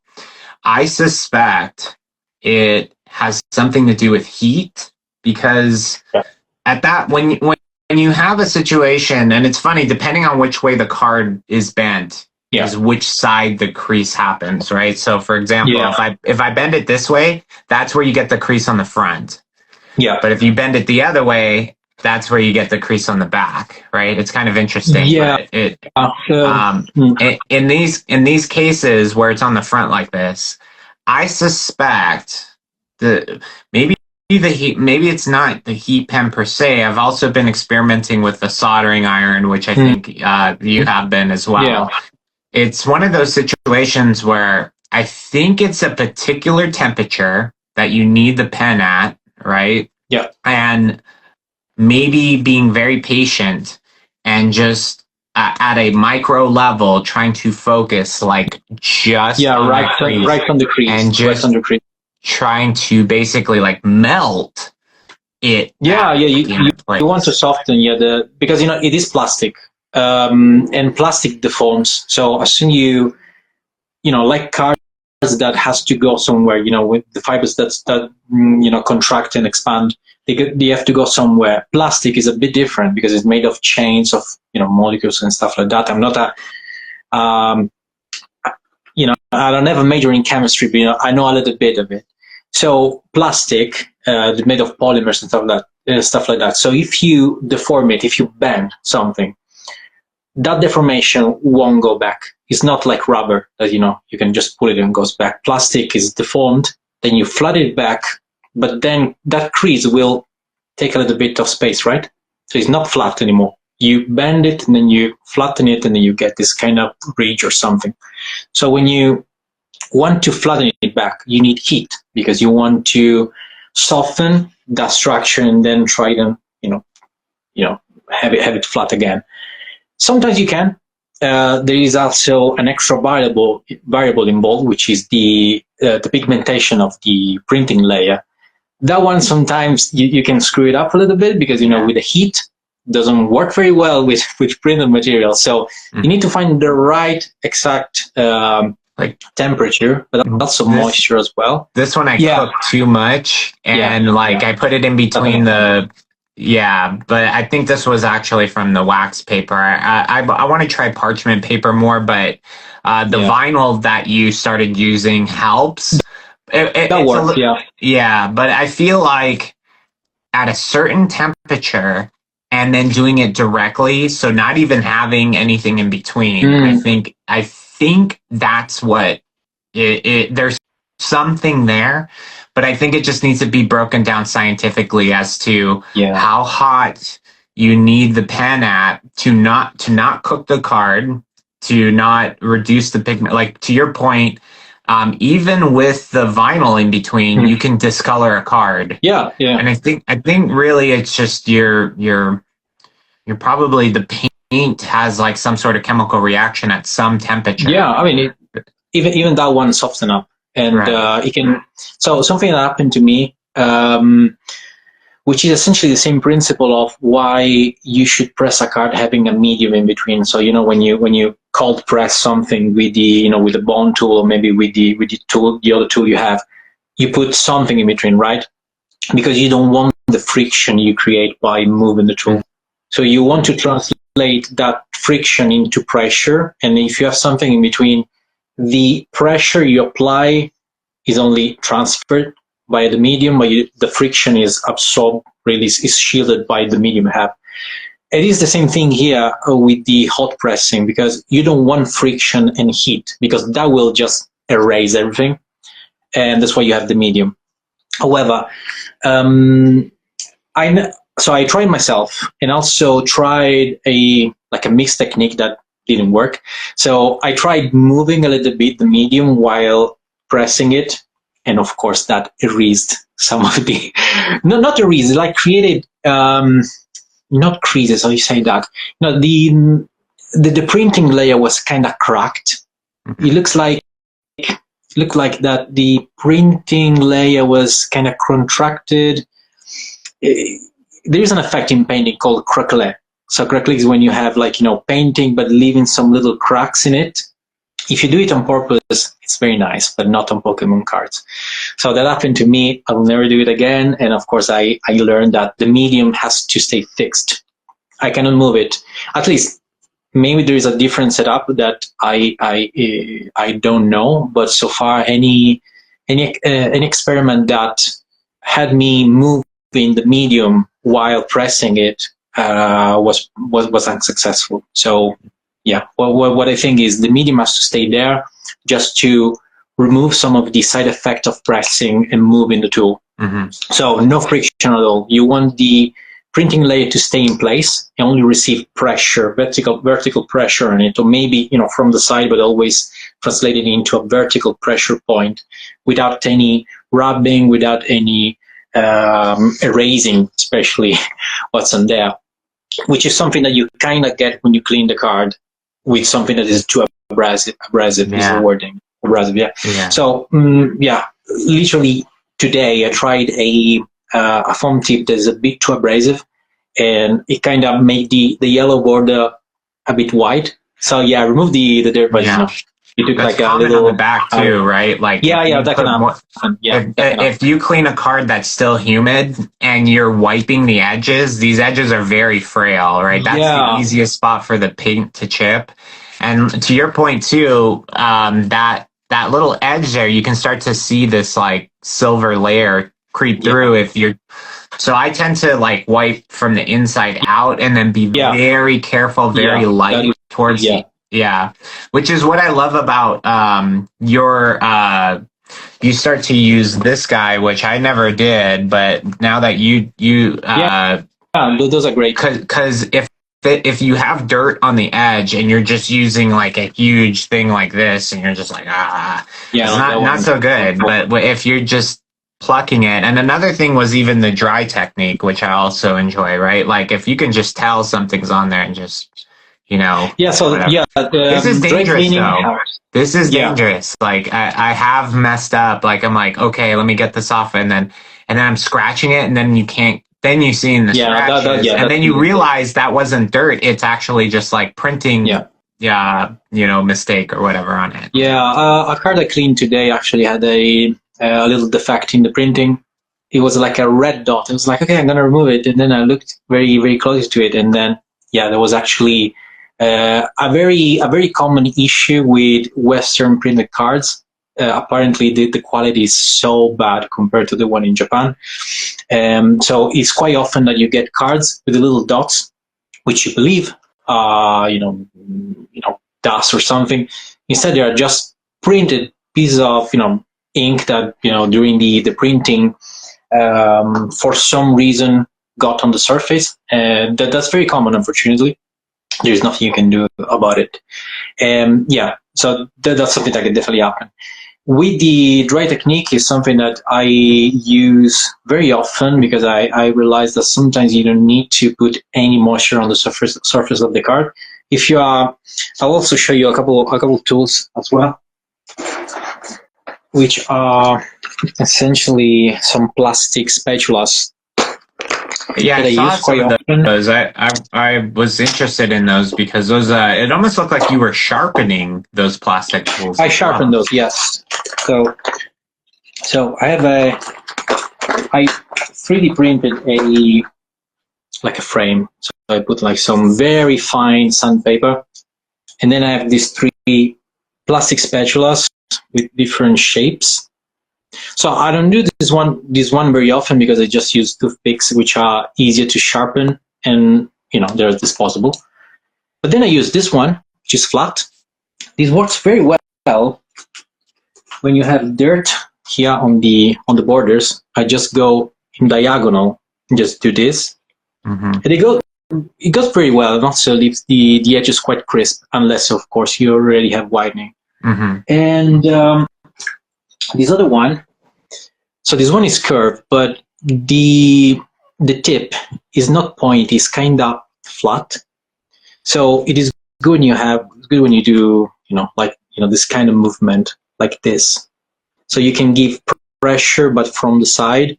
I don't use it very often, but sometimes it does the job. Where the toothpick doesn't really cut it. This one helps sometimes. Mhm. It's rare, but it does something. Yeah. So yeah, in general, I would say that in your toolbox you should have a lot of tools. Some of them you will use them maybe once in a month, and some of them you use them every day. But the thing is, you should know when to use a tool. So they say that when you have a hammer, everything is a nail. Mhm. Okay, it doesn't work like that. It doesn't work. Right. So you need to know when to use your tools. Some of them at some point might be obsolete because maybe you have the kind of manuality is the word manuality, I believe. You are good enough to maybe use a hammer as a screwdriver. I don't know. Mhm. You shouldn't, but maybe after 10 years, 15 years you've been doing this, Yeah. your hands do 95% of the job because you know to use the right angle, the right pressure, and so on. Right. So yeah, that's the most valuable tool, your hands. Because I feel like both of these tools do the same thing. You know what I mean? Like you can use this and do what this, and so I agree. Like I still use both of them. Mhm. Like in certain cases, like for this one, I like to do corners. So like slightly lifted corners, like put it into a card sleeve, and then like pushing with the card sleeve like this, or putting lots of pressure to. I like to call it prep a card before you Mhm. put it into the flattener, right? And this is what I like about the bone tool as well that you put me onto, is the edges, or for this example, I'm not sure. Okay, so you see that little indent right there? Yeah. This tool will be perfect to focus just on this guy and push just right there. Like versus this one could create like a circle on it if you put too much pressure, right? So, but I feel like this one's almost becoming obsolete. Like again, it's the person and the experience, but you can probably do everything that this thing does with this, really, Yeah, for example, I don't have that one, so I never used that one. Yeah. And for example, the bone folder is one of those tools that comes from a different context because you use those things in book binding. When you actually create a book in the using a artisanal technique, you have your pages. You want to fold them into a booklet, and then sew through it, and create the whole thing, the old binding. But you use the bone folder to fold your pages. So it is designed in order to slide on the surface of the paper and then press it because it has a little bit of weight in it. It's not too heavy, but it's made of bone, and bone has a particular texture, a particular weight, which plastic doesn't have. It is smooth, but not too smooth. So, in my opinion, it does a great job working with paper, working with cardboard, because it was designed for that. Yeah. So that's why I use that instead of plastic. So I press cards with something that is made of bone. It's not made of plastic. So I prefer that one. I believe the material of your tools is also very important. So nowadays we can see so many things made of plastic, which maybe also is not good for the environment, but I believe also is not great sometimes. So again, that's one is personal experience and preference, I believe, as well. Yeah, because like this one, this rubber, it's like rubber. Yeah. That's a piece of that's a piece of tube, right? I believe that's It's just a wood stick with a tube, like a tube kind of put around it. But I feel like this is good for like when you're when you want something that doesn't slide as good as the pen tool or the bone folder.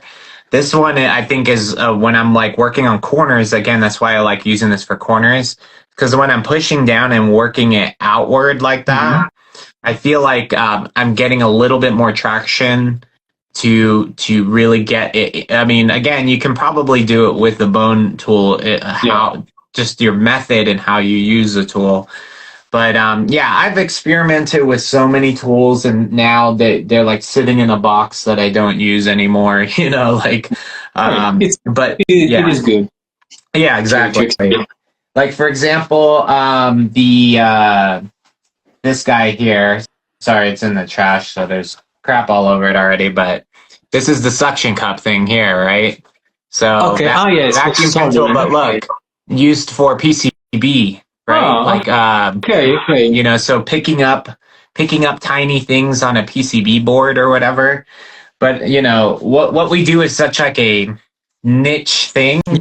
You know, there's not very many tools designed for what we do, so we're having to pick things from different things to try to like put together, you know, like this tool set to like work with. Again, I don't even know if this works. I suspect it will work for back indents because again, the paper is more malleable to pull up. So I think if you use humidity and then use this and then like just leave this like overnight or whatever. By the way, I was going to say too, I have been thinking about gravity, right? Because gravity is constantly pushing down. So when you flattening, if you have like an indent, I wonder if like letting it dry like this versus like this matters, right? I don't. To be honest, I don't know. Yeah, I don't think there's just something with me. Like, if I have an indent here, I actually like to let it dry like this because in my mind I'm like, gravity is like pushing down, but maybe it's the adverse effect. Maybe the moisture is coming up. You know, I don't know, like which one's honestly, pushing more? I don't know. I think so. I believe the gravity, might be a negligible force in this context. Yeah, but I don't know. Could be, why not test it? Yeah. I mean, and to your point, maybe like letting it sit sideways too. Maybe that's the best. You know what I mean? Because that one, because in this way, moisture has some physical. It's physically hindered to leave the body of the card. If you keep it like this, half a day, I don't know, something like that, the humidity can actually evaporate, right? I mean, it does it from every side, but also from the top. Yeah. So this one, I actually leave the card like this when I want the maybe a crease to be flattened, and I want the drying to happen as low as possible. I do that purposely. So I put like a pin at the bottom of maybe something that can support the disc, because these things I don't want them to be pushed and change the way how the pressure is applied to the disc. So I put something that keeps the structure like this. Yeah. Otherwise, when I want to do the drying, just store it like this, and of course they take much less space. Yeah, exactly. And they look very nice because when you have like 7 of these, it feels like, oh, what are you doing? What are you doing? You're doing something weird. And my house, my home at in Vienna, my corner, my lab looks weird when there are quite a few commissions going on. So, I'm curious. Why do you prefer these guys instead of these guys? Because I noticed you never really use. Maybe you. I use those. I use those rarely. For example, I used that one last week. Okay. How was it? It was a card with a crease or an indentation. I can't remember. So because those ones they give more pressure, because you can actually calibrate it. This one, I prefer this one most of the cases because, especially, I use the same kind of clamp, not clamp, but this kind of pins, because they are all the same. They all give the same pressure, so I can have a consistent pressure point on each of the 6 places, or 8, or depending on how many I use. And so I prefer those because I know what kind of pressure those give. With a clamp, you need to clamp it yourself. So first thing, you need a way to determine how much pressure you're putting on each side. And that happened to me that at least more than a couple times, I got a card that was kind of warped because one side was flat, and then one corner, not the whole card, but one corner was like this way. And that happened because I believe it was a mixture of two things. So the drying time, but also the pressure that was applied to the side of the card, because maybe I had one clamp on the side, one clamp on another, pins on the other side, and what happened is on one side I had less pressure, on the one more. So the one that had more pressure got drier earlier than the other one because it was, literally the moisture was squeezed out. So I didn't look at the card on a very micro level on that side, but I'm quite sure that the part that would have more pressure was flatter. So in that case, I should have used a micrometer or something like that to measure the thickness and actually get that data out, because that could have been very useful. But all of this just to say that having inconsistent pressure on the side of the card will result into warping and inconsistent drying time, inconsistent dryness of the whole surface. So you want consistency in this case, like always, of course, but especially in this case, you want consistency. That happened to me, and now that you mention it, I think I was working on a Charizard or something, and I had a situation where the card, like one side of it, kept doing this. Yeah. And I kept trying to take the card out and like massaging it and then putting it back in the flattener, and it seemed like since I took it out too early and left it out too long, that the card already was naturally like, okay, I'm staying like this at this point. So I made a mistake on that one, but that's interesting. I know I think I apply probably too much pressure, but I do like it, the vices on where the problem is. Yeah, right? So for example, this Charizard here, I've got like 4 videos I'm working on at the same time, and it's a little chaotic right now. But this one here in particular has the front of the card, and I'm curious if it's out yet, but I'm not sure. But here, the front is like up, or an indent or something like that, right? So I like to, if let's say you have a lifted corner or something like that, kind of like focusing more pressure on that point to, I guess, help, focus where you're trying to fix something. I tend to like to do that because if somebody's just, if you're using just these, sometimes these are not enough. Like when you're working, on a dent or a crease or something like that. But so I'll take this one out. The problem is still here. I can see it already. But let me see if I can. So right above put, right there. Yeah. So I worked on a very similar issue on a Gengar from the fossil set. That one, it was like 95% solved. The customer was very happy about it. And that one I treated with the heat pen a little bit just to I did with this one too. And where it was compared to where it is now is a hell of a lot better. But at this point, it's like the card, the top was like this. The heat pen kind of did this.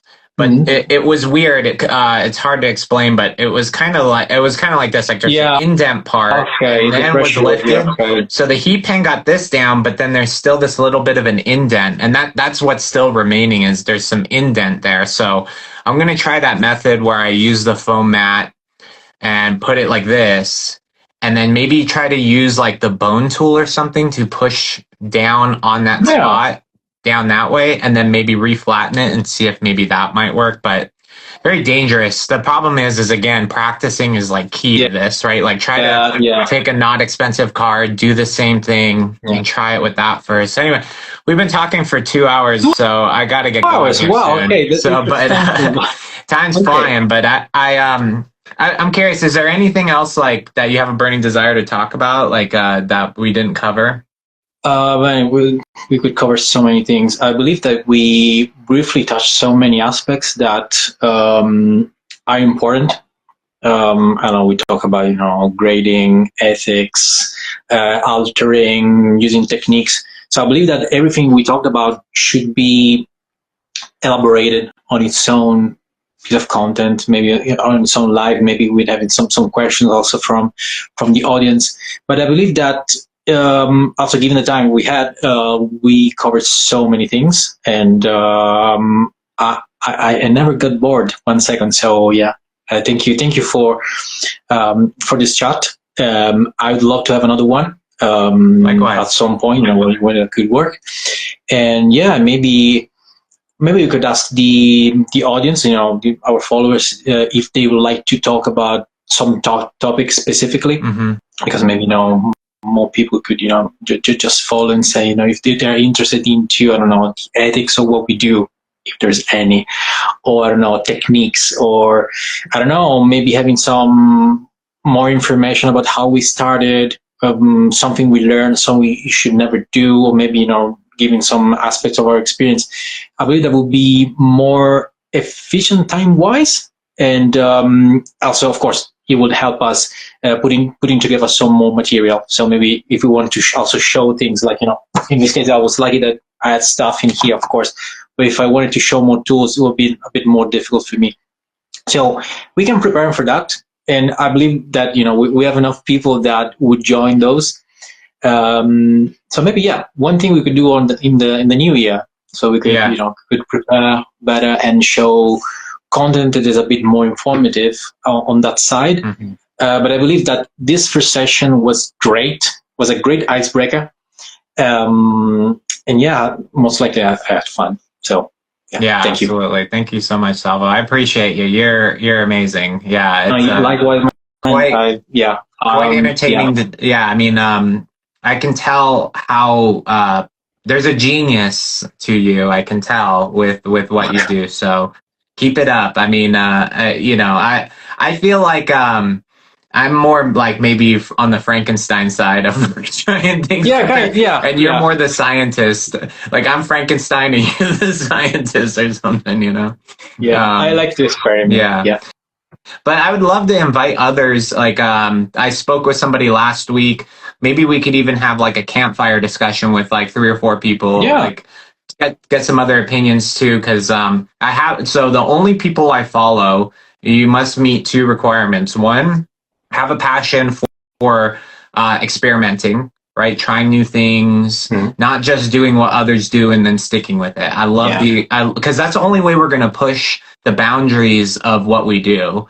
And mind you, the only person, TCG Wizard, I follow just because she knows something we don't, and I'm trying to get it out of her, but she's been like dead silent. So everybody DM her and tell her she needs to go on a live with us, although I don't think she will. But posting also your experiments, right? So there's a lot of people, like to your point, that are gatekeeping. I don't like that. Mainly for 2 reasons. One, it goes, I don't know why the balloons just launched. Okay, all right. Only celebrating. Yeah. You're being that leads me to believe you're not being honest about what you do. You're probably grading a card and then not telling people, right? So there's a few people that have DM'd me. I know they clean cards, but they don't post anything about it. So I don't like to follow those people just because you're not contributing back to, again, like open source, right? Showing what works, what doesn't. That's really important to me and who I follow. And so that's why I only follow like 4 people, right? It's like, I used to follow everybody, and it's a relationship, especially online, it should be 2 ways, right? Where there's give and take, right? I feel a little guilty because I've taken a lot of knowledge from you, and I want to give back to you too somehow. So that's why I'm okay with people. Sharing. Yeah, anybody in Europe that reaches out that's like, hey, fix my card, I'm like, go to Captain Jack Parrott, because first of all, he's closer and maybe can help you, and versus like shipping overseas and stuff like that. I don't like. It's a bit difficult, especially if you have pricey cards and you have to go on the other side Yeah. of the globe. Maybe it's not what you like to do. I don't know.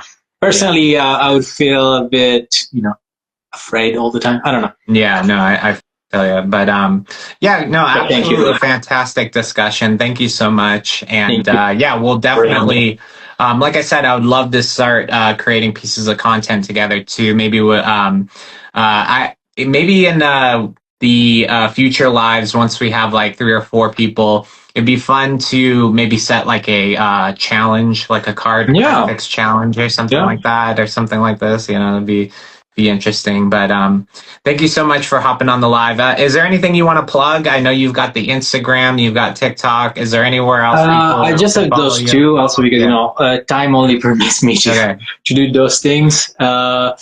Maybe next year, I don't know, I would like to do more like live cleaning session. That would be an interesting one. But yeah, I don't have that much extra time besides my, day job, my, what I do for customers. And I believe the balance I'm using at the moment of creating contents is, the right amount of content, the right amount of time used, put into it to keep everything enjoyable for myself. I'm not sure if I would do more would result me in some frustration. I want to 100% want to avoid that because I don't want to be, to do something that I don't enjoy. I love working with what I do, both my job and, this passion I have of working on vintage items, cards in this case, but they should stay balanced in terms of time and effort. I've been my day, with that actually. At some point also, myself. I was getting burnt out a little bit. Pressure from my family. Like I don't want to focus so much on this. Like for example, programming. Like I want to start making content for that because like that's my real bread and butter. That's my money. And the problem is I love doing this stuff. Like it's a passion where I'm like, this is fun, right? But having too much fun, like you have to have that balance, right? So even for myself, that's why I don't post much on TikTok or other platforms. Is like I don't want to get too. I love posting content that I enjoy making, right? Yeah. Like when it becomes like work, I'm already working. I don't want to do like 2 jobs. Exactly. Right? Like so. Yes. Burnout. It needs to stay an enjoyable thing to do. That's exactly. Yeah, and hopefully, I would more I would enjoy if the not the majority, but the good part of cards I work on, I would love if they weren't first edition Charizards from the base set because everyone tells me, can you fix my Charizard? Oh man, I did so many of those. I cannot see them anymore. I don't want to see them. I want to see other things. There's just so many good cards out there. Just send me whatever. But not Charizard, please. Not Charizard from the base set. Yeah. I had enough. I had enough. I probably put a Charizard tax. So if you send me a Charizard, you will have like a 10% extra just to make it less enjoyable for you to send me a Charizard. I don't know. I enjoy it. But I like working on cards that uncommon. So something that especially Japanese cards, they're fantastic. So speaking of frustration, here's this is going to be my next frustration: cleaning all of this up. Oh man. Okay, good luck. All right. Cool. Well, man. And also I see you use PHP, right? Is the elephant from PHP. Okay, so you are on the website as well. Yeah. What languages do you program in? I'm client side. So at the moment, for the front end. So the last few years I've been using React Native. Okay. But all that kind of stuff. So JavaScript essentially, but the React framework. So I'll show you around a little bit. These are my childhood cards. These are the tops. You typically put this in a binder to make it, binder art. Nice. But I graded those. I first started grading with CGC, and I don't like them because they did a lot of shady stuff with some insiders. Oh, okay. That's a whole different video. But anyway, I don't grade with them anymore. But I love this one, and then these right here are my childhood cards as well. So this is a first edition Chansey. This one, this was before I cleaned. I didn't or fix it, so it's got a 5. It's not, high grade or anything. But the reason I enjoy this card is I remember it was the first trade I ever did. Okay. Right. So, I remember I was at Galleria Mall here in Las Vegas, and there was a Pokemon event for the Game Boy game, and. Okay. I actually ended up getting first place at that because I knew the people at, I became really good friends with the people who worked at Nintendo. And so this is my childhood binder here where I've got some of my Pokemon League, things like that.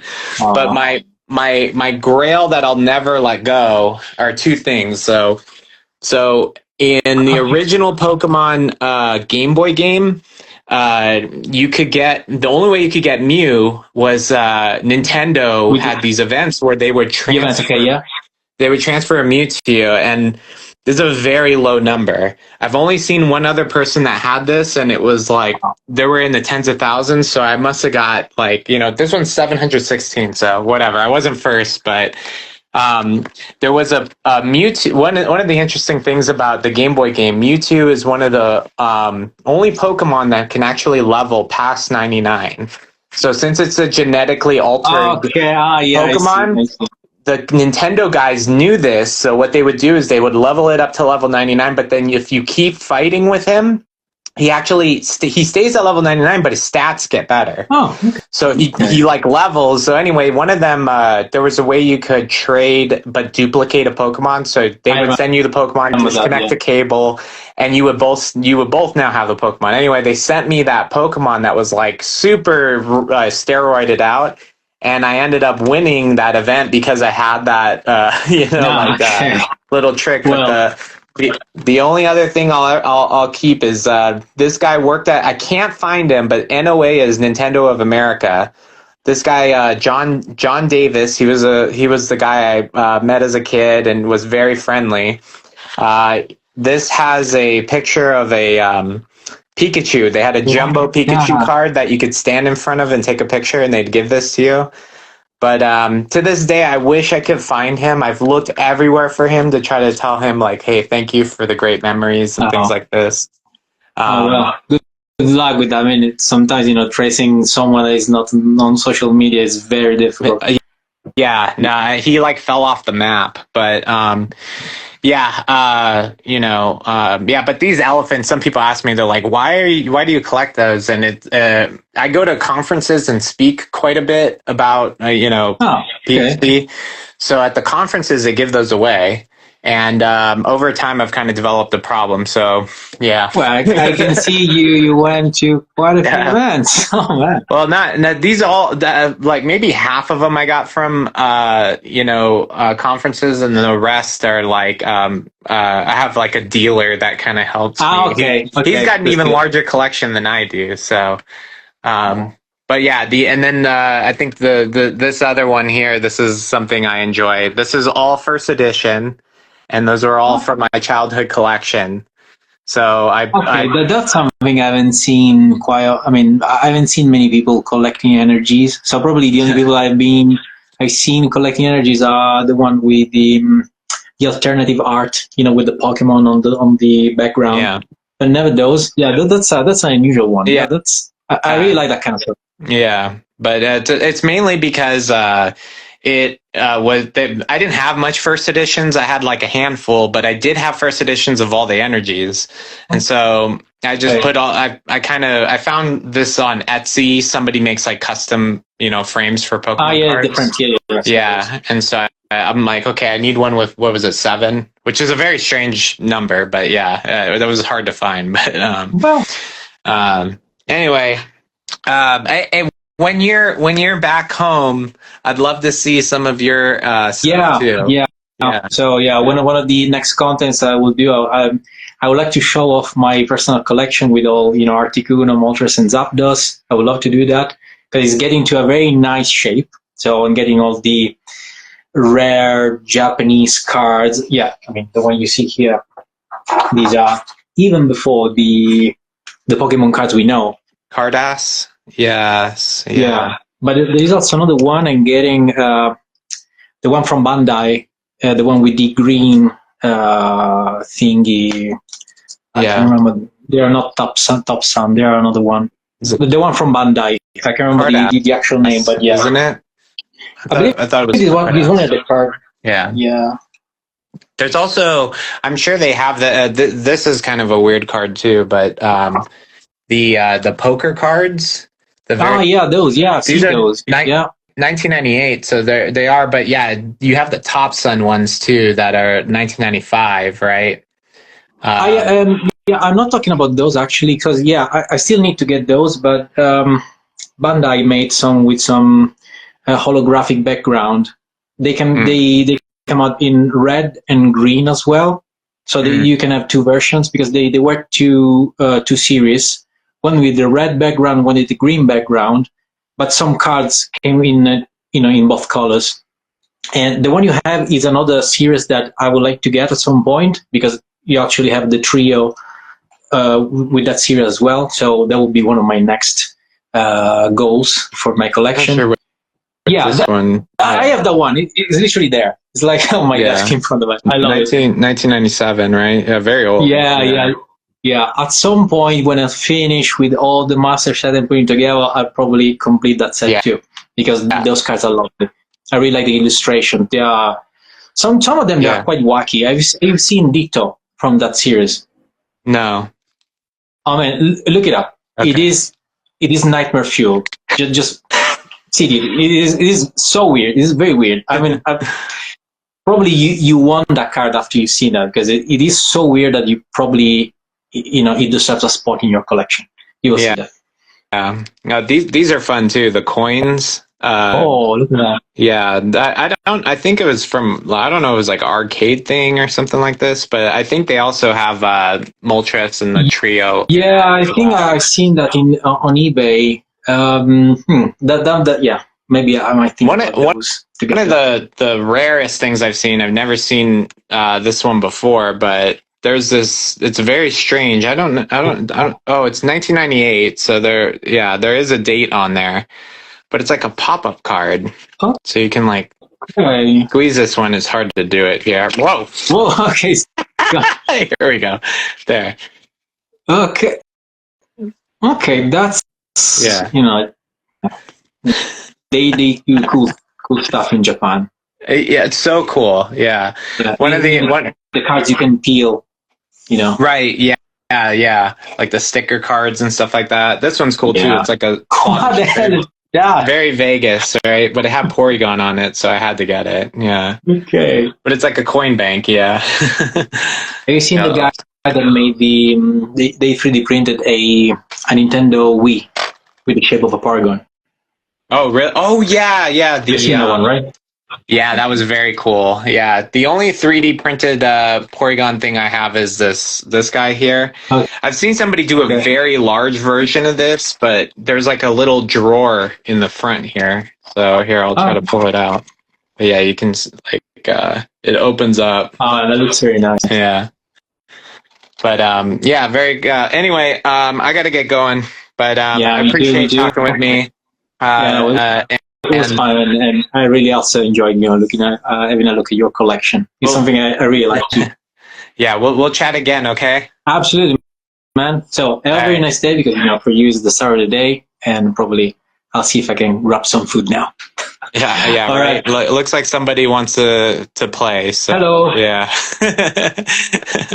All right. See you, dude. Thanks so much. Have a nice day. Yeah. Bye. Ciao.